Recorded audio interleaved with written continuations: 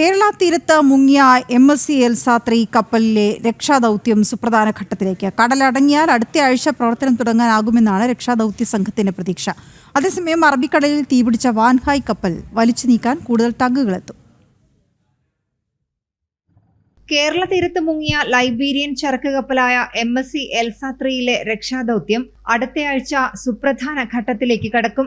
കപ്പലിന്റെ ഇന്ധന ടാങ്കിലെ എണ്ണ എടുക്കുന്നതിന് പുതുതായി നിയോഗിക്കപ്പെട്ട സ്ഥാപനത്തിലുള്ള കരട് കരാർ തയ്യാറായി. കടൽ ശാന്തമായാൽ അടുത്തയാഴ്ച ദൗത്യം തുടങ്ങാനാകുമെന്നാണ് പ്രതീക്ഷ. അപകട സ്ഥലത്ത് എണ്ണപ്പാടയോ ചോർച്ചയോ കണ്ടെത്തിയിട്ടില്ല. കപ്പൽ തകർന്ന സ്ഥലം നിരീക്ഷിച്ചുകൊണ്ട് നന്ദ് സാർഥി ടഗ് കൊച്ചിയിൽ തന്നെ തുടരുന്നുണ്ട്. പ്രതികൂല കാലാവസ്ഥയായതിനാൽ പകരം എത്തേണ്ട ടഗ്ഗായ കാനറ മേഘ് മുംബൈയിൽ തന്നെ നങ്കൂരമിട്ടിരിക്കുകയാണ്. 51 മീറ്റർ മുങ്ങിക്കിടക്കുന്ന കപ്പലിലേക്ക് എയർ ഡൈവിംഗ് പ്രവർത്തനങ്ങൾ കഴിഞ്ഞ ദിവസം അവസാനിപ്പിച്ചിരുന്നു. MSC എൽസ 3യിലെ ഇന്ധന ടാങ്കുകൾ വിജയകരമായി അടച്ച ദൗത്യസംഘം അടുത്ത ഘട്ടത്തിനായുള്ള തയ്യാറെടുപ്പിലാണ്. കാലാവസ്ഥ മെച്ചപ്പെട്ടാൽ ജൂൺ 26-ന് കാനറ മേഘ് കൊച്ചിയിലെത്തും. അതിനിടെ അറബിക്കടലിൽ തീപിടിച്ച വാൻഹായ് കപ്പൽ കെട്ടിവലിച്ചു നീക്കാൻ കപ്പലും കൂടുതൽ ടഗുകളും എത്തും. കേരള തീരത്ത് നിന്ന് 75 നോട്ടിക്കൽ മൈൽ അകലെയാണ് കപ്പൽ.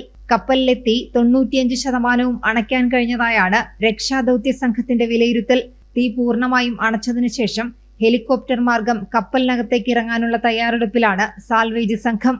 കാണാതായ 4 ജീവനക്കാർ കപ്പലിനുള്ളിൽ ഉണ്ടാകുമെന്ന നിഗമനത്തിലാണ് രക്ഷാദൗത്യ സംഘമുള്ളത്.